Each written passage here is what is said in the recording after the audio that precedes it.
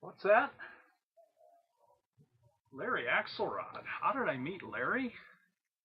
Well, that's really a neat story. Oh, Bob Clover, one of the ecologists there at Long Beach State, and myself were outside my office. This must have been the late 70s, mid 70s, 76, 77, somewhere in there. And we were watching the traffic go by, and we see this guy walking down the hall.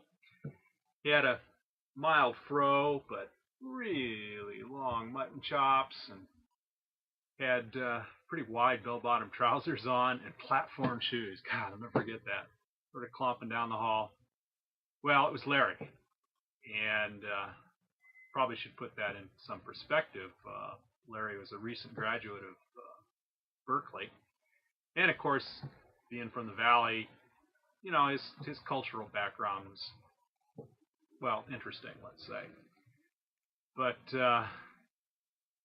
he talked the talk too. Just every fifth word was like, and for sure, radical, groovy, far out, all this stuff.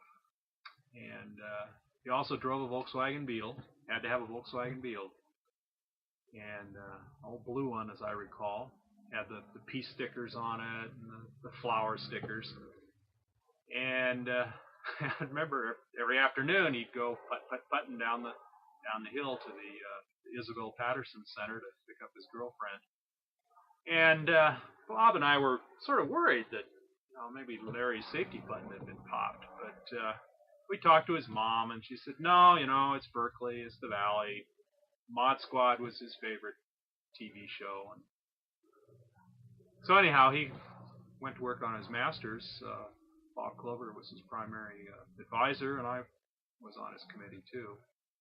And we worked on Larry, and Larry improved a lot. And although he got off into disco for a couple of years, but he got over that.